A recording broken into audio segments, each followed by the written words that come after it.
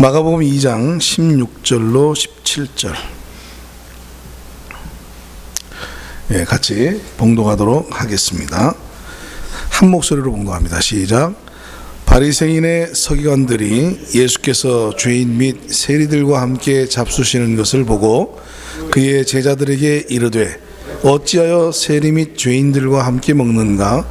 예수께서 들으시고 그들에게 이르시되 건강한 자에게는 의사가 쓸데없고 병든 자에게라야 쓸데있느니라. 나는 의인을 부르러 온 것이 아니요 죄인을 부르러 왔노라 하시니라.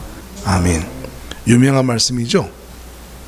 우리가 너무나 잘 알고 있는 그런 아주 유명한 말씀입니다. 자, 저는 이 본문 말씀을 통해서 건강한 복음의 요소 네 번째 시간으로 죄인됨의 자각이라는 제목의 말씀을 가지고 우리가 함께 말씀을 나누려고 합니다.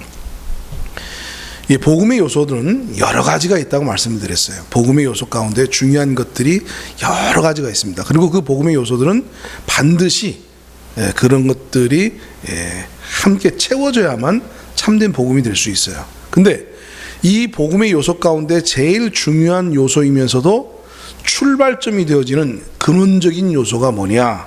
그것이 뭐라고 그랬어요? 죄라고 그랬습니다. 죄. 이 복음은 죄의 문제를 해결하기 위해서 있는 거예요. 이 죄 문제를 해결하기 위해서 있는 것이 복음입니다. 그래서 이 죄가 무엇이냐? 그리고 죄가 어디서 왔느냐? 그리고 죄가 우리에게 어떤 결과를 가져다 주었느냐? 이러한 것들을 분명하게 의식하고 깨달아야 우리가 복음에 대한 가치와 그리고 그 복음에 대한 바른 관계를 우리가 맺을 수 있다라고 말씀을 드렸습니다. 자, 죄가 뭐냐? 죄가 뭐라고 그랬습니까? 인간이 하나님을 대신해서 자기 자신 스스로가 무엇이 되는 것? 바로 왕이 되는 것. 자기 자신 스스로가 하나님이 되는 것. 그것이 바로 죄의 근원이라고 했습니다. 그게 죄예요. 죄라는 것은 남을 속이고 강도짓하고 나쁜 어떤 행동들, 그것들이 죄의 모습이긴 하지만 죄의 본질은 아닙니다. 죄의 본질은 무엇이냐? 사람이 마음에 하나님 두기를 싫어하고 자기 스스로가 하나님이 되어서 스스로 자기를 위해서 살아가는 그 자체, 바로 그것이 성경은 죄의 근원이다. 그것이야말로 성경은 죄다라고 가르쳐주고 있다는 사실입니다. 아멘. 바로 여러분, 우리가 이 사실에 대한 자각이 있느냐 하는 게 중요한 거예요. 이 사실에 대한 자각. 우리가 예수를 믿고 이제 하나님 앞에 서게 되어지면 우리가 점차적으로 깨닫게 되어지고 분명하게 의식하고 알게 되어지는 것이 바로 이 부분이에요. 인생을 살면 살수록, 신앙생활이 오래되면 오래될수록 오히려 우리는 항상 하나님 앞에서 무엇을 알게 되죠? 주님 없이는 우리가 올바른 인생을 살 수 없구나 하는 걸 알게 되죠. 우리의 마음에서 주님이 떠나는 순간 우리 안에서 무엇이 발동합니까? 죄가 발동하잖아요. 육신이 발동하잖아요. 그렇죠? 참 신기해요. 그러니까 죄라는 것은 육신이 발동되어진 어떤 모습을 말하는 것이 아니라 이미 근본적으로 나를 주장하고 있는 주님과의 관계가 끊어지는 것, 주님의 통제로부터 벗어나서 내가 왕이 되어져서 자기의 소견에 옳을 대로 행하더라라고 했던 사사시대의 사람들처럼 자기 의견, 자기 주장, 자기 생각, 자기 욕망대로 살아가는 그것이야말로 죄다, 그런 얘기예요. 자, 이것을 우리가 진심으로 죄라고 느끼고 하나님 앞에 인정하고 그렇게 살고 있느냐, 이거를 우리가 이 하나님의 복음에 대해서 공부를 할 때, 알아갈 때 그거를 우리가 정직하게 이 문제 앞에 대면에 있어야 돼요. 어떻습니까? 나는 정말 하나님을 떠난 것이 죄인이었다. 하나님 나를 주장하지 못하도록 내가 왕으로 사는 바로 이것이 죄였다. 이게 죄의 근원이었다. 이것이 바로 죄된 나의 모습이었다라고 우리가 정직하게 하나님 앞에 진실되게 고백해 본 일이 있냐는 말이에요. 그걸 가슴 아파해 본 일이 있냐고 말이에요. 그것으로 인해서 정말 하나님 앞에 슬퍼하면서 주여 내가 당신을 떠난 본질적인 죄인입니다라고 탕자가 아버지 품을 떠나서 다시금 그 아버지 품 안에 돌아오면서 고백했던 그 고백들이 오늘 나의 진정한 고백이 되어졌느냐, 이것이 중요하다 그 말입니다. 아멘. 자, 그래서 죄가 뭐냐 하는 것을 우리가 깨달았어요. 알았어요. 좋아요. 자, 근데 오늘 우리가 죄와 관련되지 아주 중요한 문제를 얘기하려고 합니다. 그게 뭐냐면 죄와 죄인됨에 대한 자각이에요. 자, 이거는 이론적인 것이 아니라 내 안에서 일어나는 자각입니다. 오늘 예수님께서 이렇게 말씀하셨어요. 뭐라고요? 건강한 사람에게는 의사가 필요 없다. 누구에게? 병든 사람에게, 환자, 병든 사람에게라야 의사가 필요하듯이 나는 의인을 부르러 온 것이 아니라 무엇을 부르러 왔다? 죄인을 부르러 왔다라고 하신 말씀입니다. 자, 그러면 복음은 무엇이냐면 내 자신이 환자라는 사실, 영적으로 병든 사람이요 영적으로 환자이기 때문에 나에겐 무엇이 필요하다? 의사가 필요하다라는 자각에서부터 출발하게 되진다는 거예요. 여러분, 당시의 유대인들이 왜 예수님을 통해서 구원에 이르지 못했습니까? 자신들이 뭐라고 깨닫지 못했어요? 죄인인 걸 깨닫지 못했어요.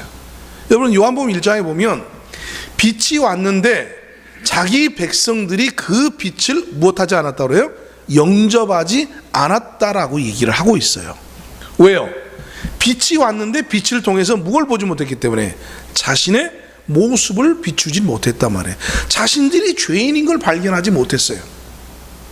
그래서 훗날 어떻게 되느냐면 오순절날 성령이 강림하실 때에 성령 강림의 모습을 보고 많은 사람들이 거기에 모였던 디아스포라, 흩어져 있던 유대인들이 그 예루살렘에 모여가지고 이 일이 어찌미뇨 하고 있을 때에 베드로의 그 유명한 설교가 그곳에서 일어나지 않습니까?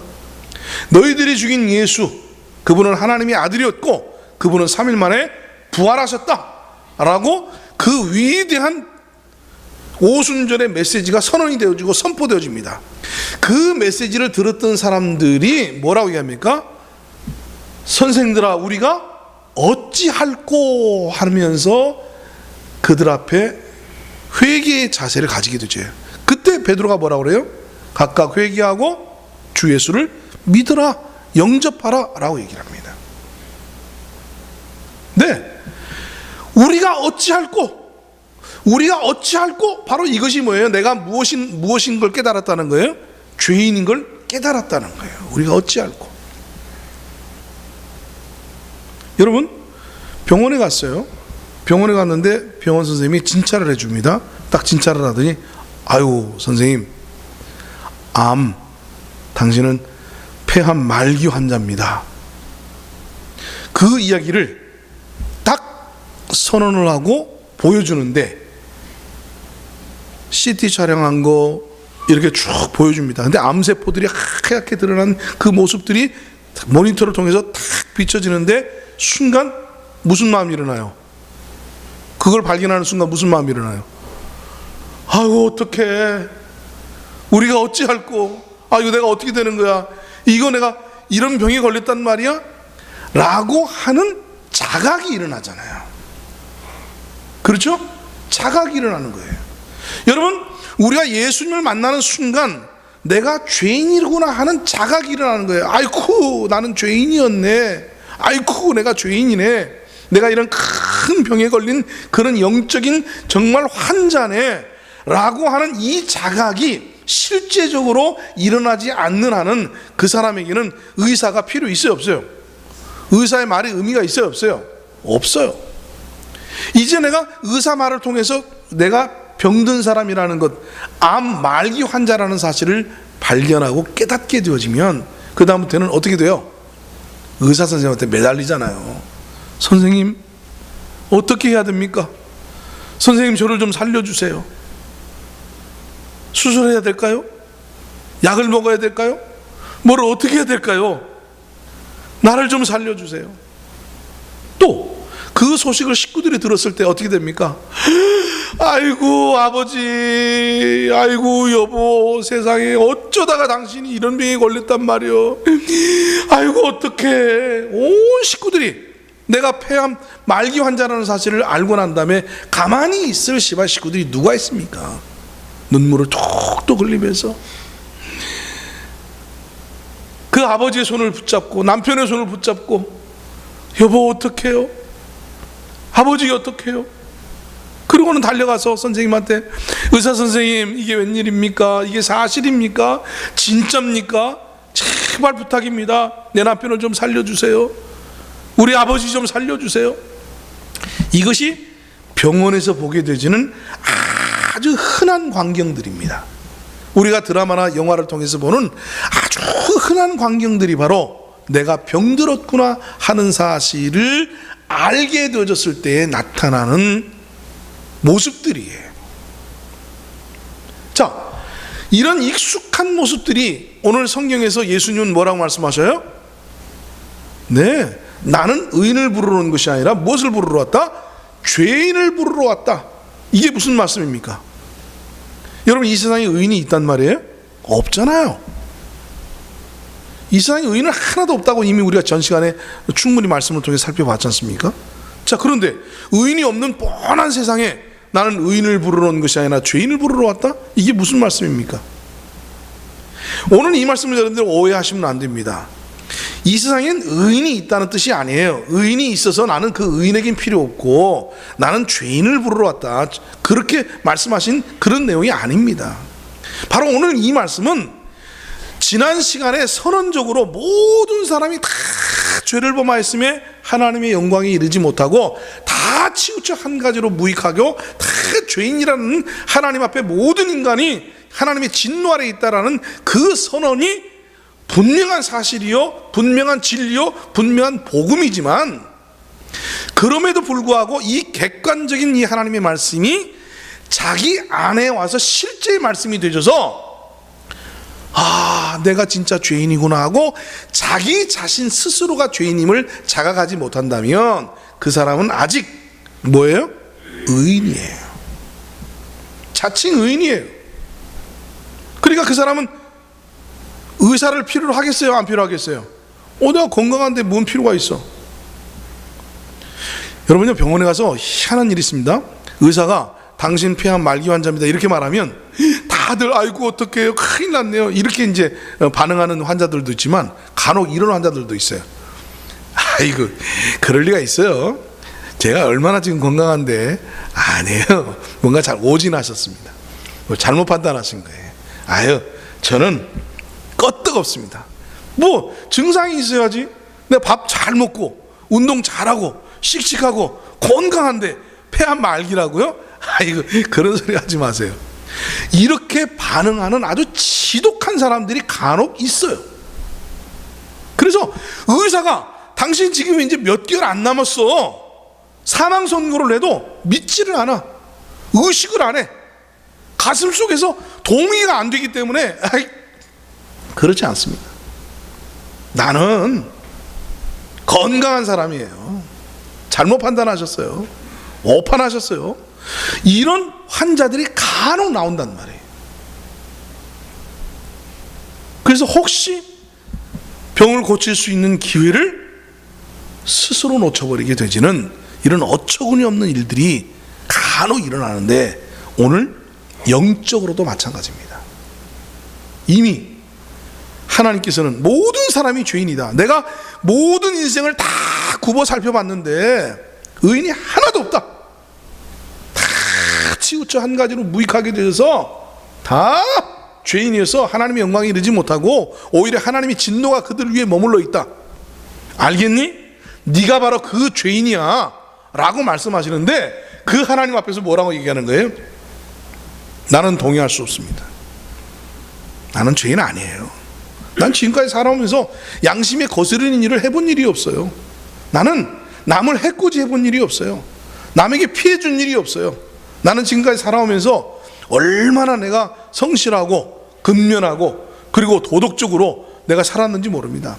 남들 다 횡단보도 그 무시하고 다 중간에서 건널 때 저는 삥 돌아서 기어코 횡단보도에서 파란불이 들어오면 건넜던 그런 바른 생활의 사나이예요. 그런 나보고 죄인이라고요? 저는 동의하지 못합니다. 저는 내가 그렇게 의롭게는 살지 못했을지라도 그렇다고 해서 내가 지옥 갈 만큼 그런 죄인이라는 사실에는 동의할 수 없습니다. 네. 이렇게 말하는 사람들이 있단 말이에요. 오늘 그 사람을 향해서 오늘 예수님이 뭐라고 말씀하셔요? 너는 의인이다, 그렇게 말하는 거예요. 너는 의인이다. 그래, 너 의인이야. 그래서 너는 의인이기 때문에, 건강하기 때문에 내가 필요 있다 없다? 필요 없어. 그럼 나 없이 넌 살아가. 나는 죄인을 부르러 온 사람이지 자기 스스로가 의인이라고 말하는 너를 부르러 온 게 아니야 라고 유대인들에게 예수님께서 말씀하고 계시는 거예요. 왜? 유대인들이 당시 지금 예수님을 무엇을 가지고 시비를 걸었습니까? 세리들과 죄인들과 함께 밥을 먹고 있었단 말이에요. 그것에 대해서 아니 무슨 죄인들하고 저렇게 밥을 먹고 죄인들하고 지금 어울리고 있어?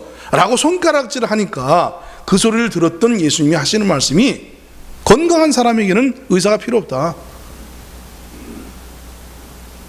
병든 자에게 의사가 필요 있듯이 나는 의인을 부르는 것이 아니라 오히려 죄인을 불러서 죄인을 구원하기 위해서 온 사람이다. 그러니 내가 죄인들과 함께 있어야 되지. 그럼 누구와 내가 함께 있어야 되느냐? 내가 죄인을 부르러 왔기 때문에 죄인들과 함께 있는 것이 마땅한 일이지. 그게 비판받을 만한 일이냐? 나는 오히려 너희들과 함께 하지 못한다. 왜? 너희들은 무엇이라고 여기지 못하기 때문에 죄인이라는 사실을 인정하고 깨닫지 못하고 있기 때문에 난 너희들과 오히려 함께 할 수 없다. 이렇게 예수님이 말씀하신다고 말이에요. 오늘날 이 시대에도 똑같습니다, 여러분. 이미 객관적으로 모든 사람이 죄인이라는 사실은 명백한데 중요한 건 뭐냐면 본인 스스로가 죄인인 걸 발견을 못해요. 깨닫지를 못해요. 자기 스스로가 죄인이라는 사실을 인정을 못해요. 여러분, 이 사람은 예수님하고 무관한 사람입니다.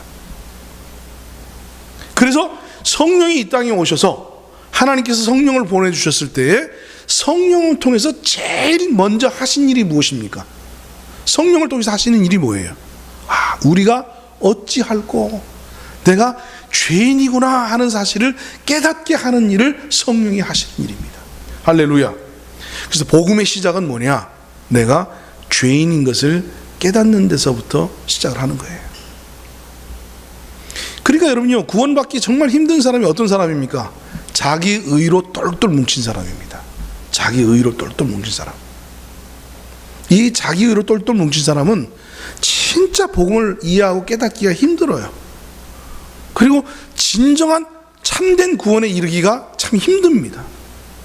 왜냐하면 그 구원이라는 것이 무늬만 구원일 확률이 많아요. 거짓된 구원일 확률이 많아요. 예수를 믿어야 구원받는다고 하니까 내 예수를 믿습니다 라고 말하지만 그는 진심으로 그 예수님 앞에 회개해 본 일이 없습니다. 왜? 내가 죄인이라는 사실을 인정을 못하는데, 깨닫지를 못하는데.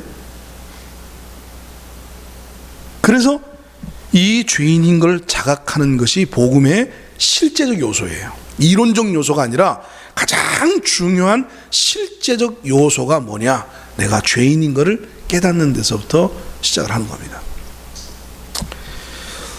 저는 예수를 만나기 전까지요, 진짜 순수한 청년이었어요. 진짜 순수하고 아주 깨끗하고, 그래서 제 주변에 뭐라고 얘기했냐면 이렇게 얘기했어요. 진국이는 법 없이도 살만한 사람이야. 예?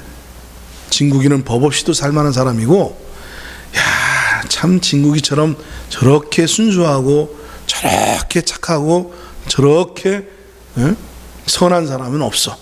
이런 얘기를 저는요, 예수를 만나기 전까지 들었던 사람입니다. 실제로 제가 생각해봐도 저는 그 나쁜 생각을 품지를 않아요. 그냥 내가 당하고 말지.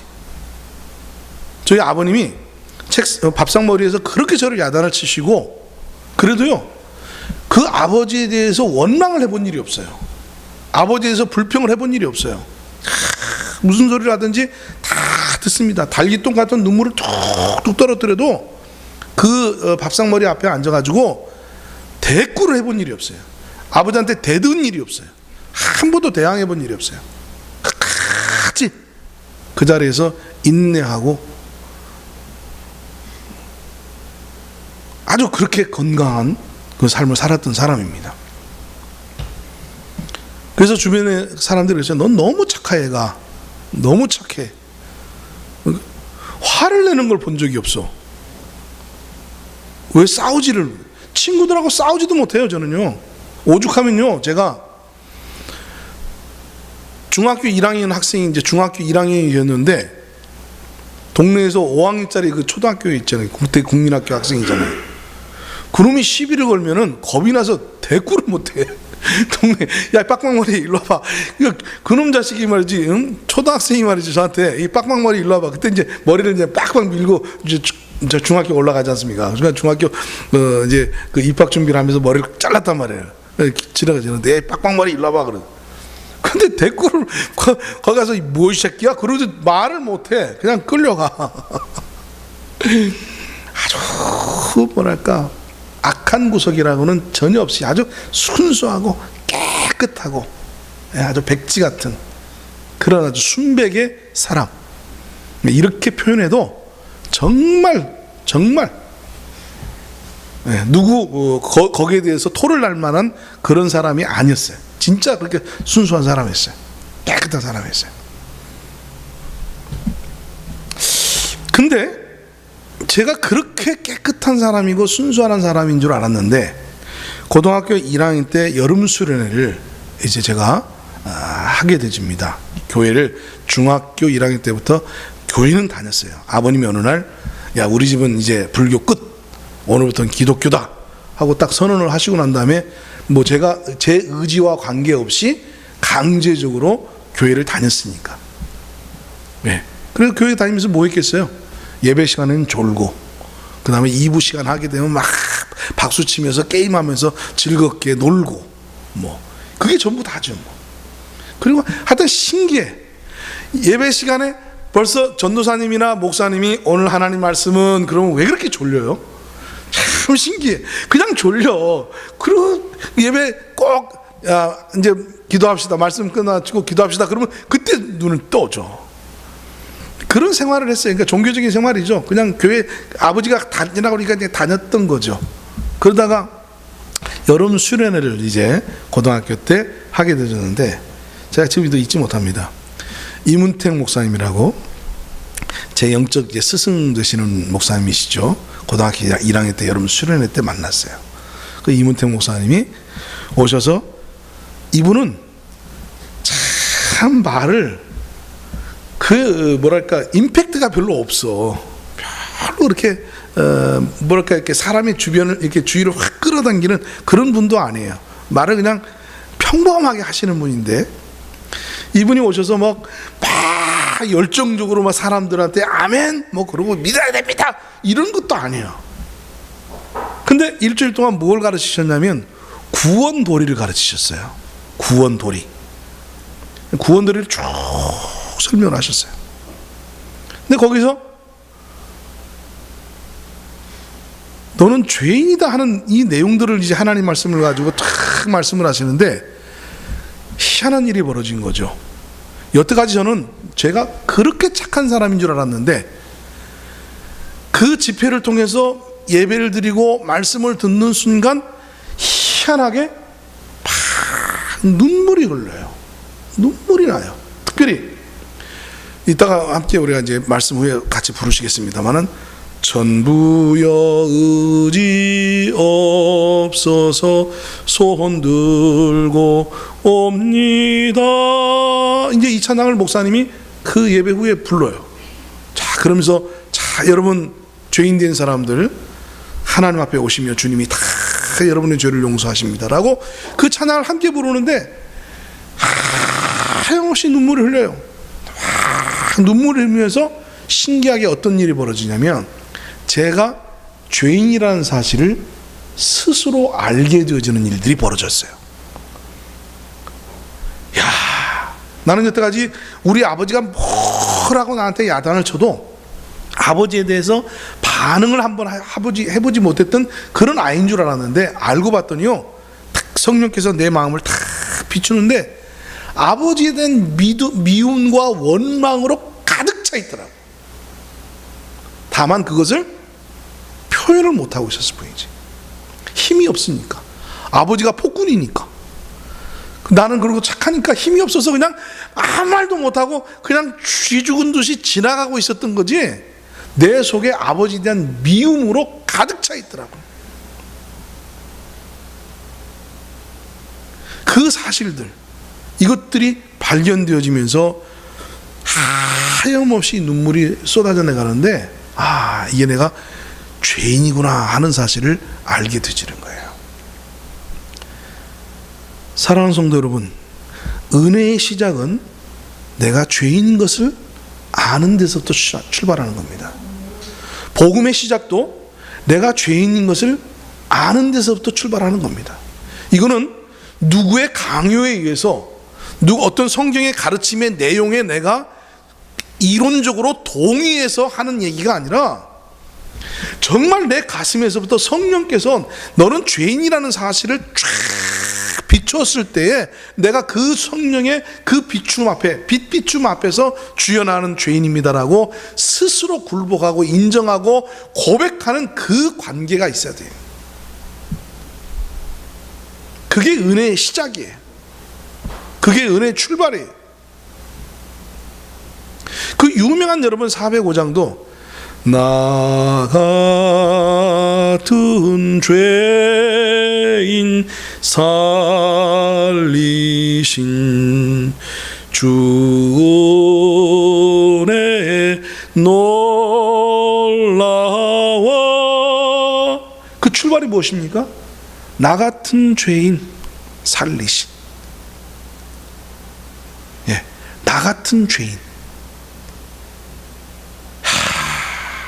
나 같은 죄인을 하나님이 구원하시기 위해서 예수님 보내셨구나. 나 같은 죄인을 구원하시기 위해서 예수님께서 십자가를 짊어지셨구나. 이 모든 것들이 의미를 갖게 되는 거예요. 예수님의 십자가도, 하나님이 독생자 예수님을 이 땅에 보내신 것도, 그분이 십자가에서 온갖 멸시와 천대를 받으면서 피 흘려가면서 십자가에서 죽으시면서 그 십자가상에서 외치신 말 한마디 한마디, 아버지 어찌하여 나를 버리시나이까, 목마르다, 다 이뤘다 라고 말씀하신 이 말씀들이 하나씩 구체적으로 내 안에 의미를 갖게 되죠. 근데 내가 죄인이라는 사실을 깨닫지 못하면, 내가 죄인이라는 사실을 자각하지 못하면, 내가 죄인이라는 사실을 분명하게 의식하지 못하게 되면 그 모든 것들은 다 그림의 떡이에요. 그리고 그거 다 이론에 불과해요. 그냥 다 머리로 들어서 지식으로 아는 것이지, 그 예수님이 행하신 일, 하나님이 행하신 일, 그 복음의 내용들이 내 가슴에 감동이 안 돼요. 내 가슴에 와 닿지를 못해. 그래서 그 말씀들이 내 마음에 어떤 자유를 주지는 못해요.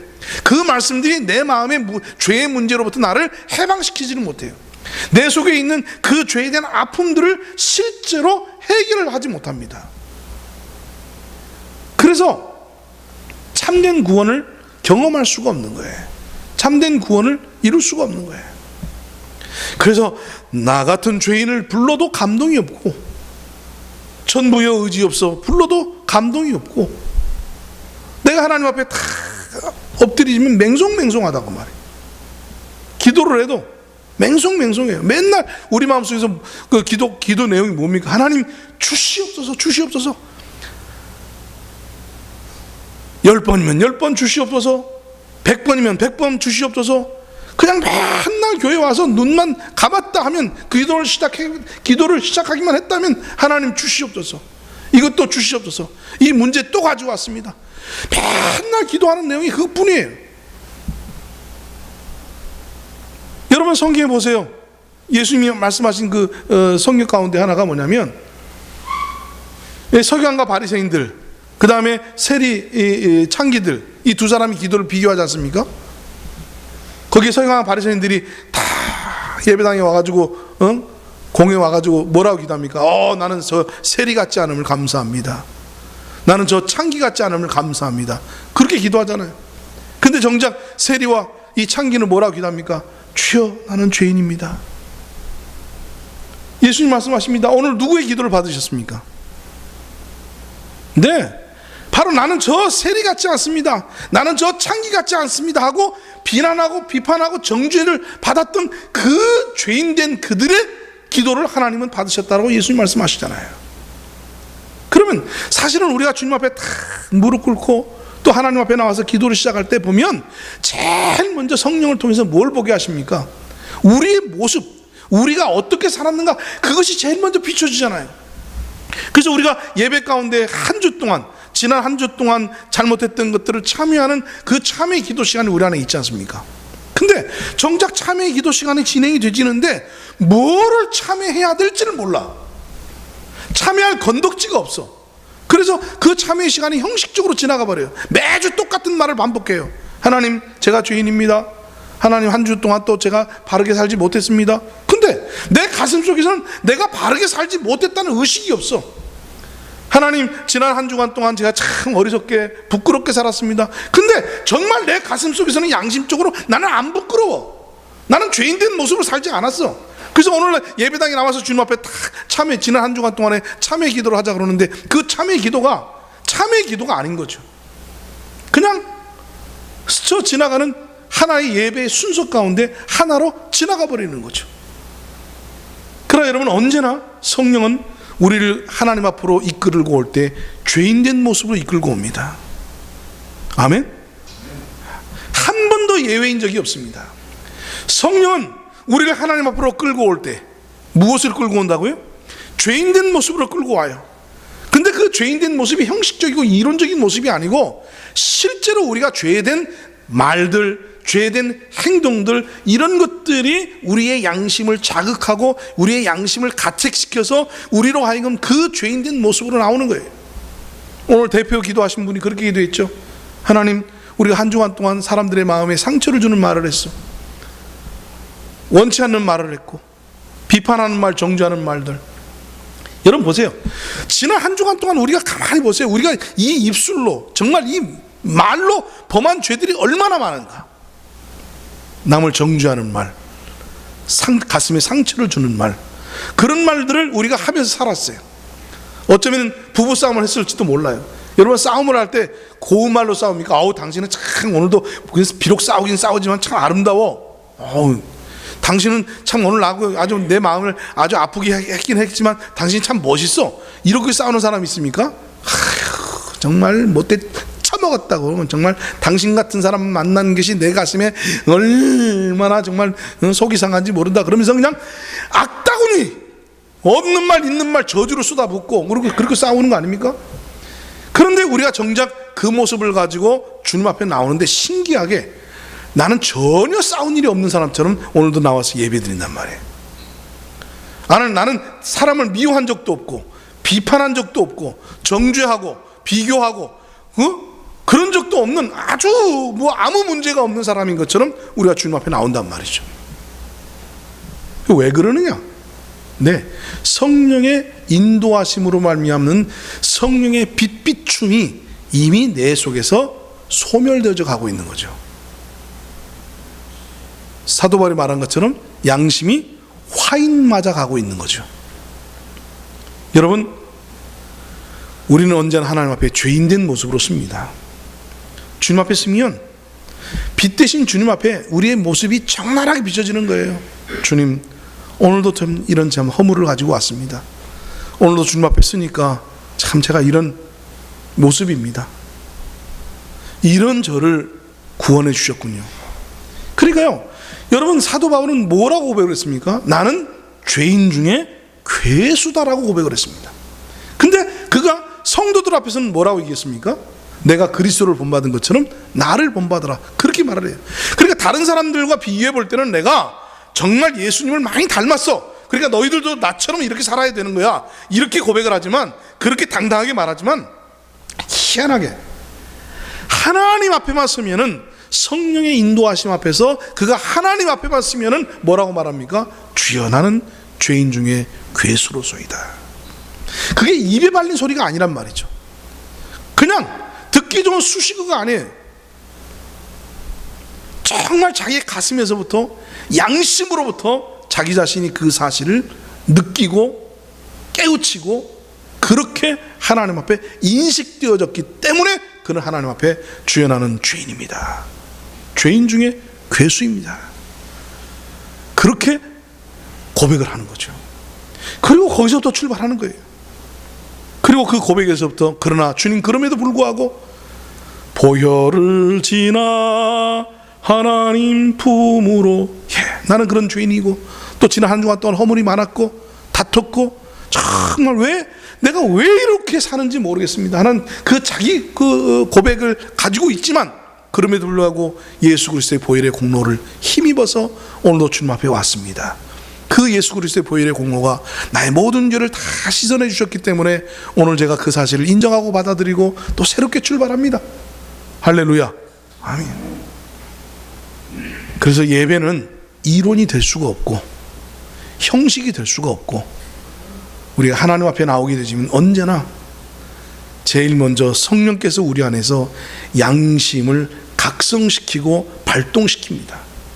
그렇기 때문에 죄인된 모습으로 주님 앞에 쓸 뿐만 아니라 하나님 말씀이 선포될 때에 그 하나님의 말씀을 통해서 나를 보게 되진다고 말입니다. 복음의 첫 번째 출발은 죄에 대한 자각에서부터 출발됩니다. 죄에 대한 자각이 없으면, 자신이 죄인이라는 사실을 정말 양심을 통해서 고백하는 그 고백이 없다면 우리는 진정한 구원에 한 걸음도 나갈 수가 없습니다. 왜? 예수님은 나는 의인을 부르는 것이 아니라 죄인을 부르러 왔다. 자기 자신이 죄인인 것을 고백하고 깨닫고 인정하는 바로 그 사람을 내가 구원하기 위해서 왔지, 자기 자신이 의인이라고 생각하고 죄인이 아니라고 생각하는 그 사람은 나하고 무관하다. 왜?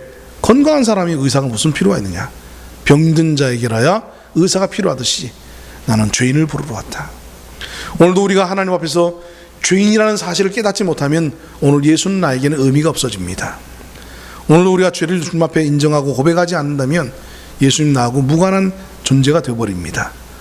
오늘도 주님께서는 여전히 죄와 허물로 말미암아 병들어 있고, 죄와 허물로 말미암아 여전히 아파하고 있고, 죄와 허물로 말미암아서 주님 앞에 늘 그 문제를 고민하면서 주여 이 문제를 해결해 주옵소서라고 그 문제를 들고 나온 그 사람들을 주님께서는 긍휼히 여기시고, 오늘 잘 왔다, 내가 너를 안다, 그래 그 문제를 내가 십자가를 통해서 해결했다.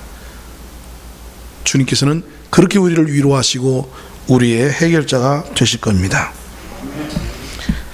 찬송 올리시겠습니다.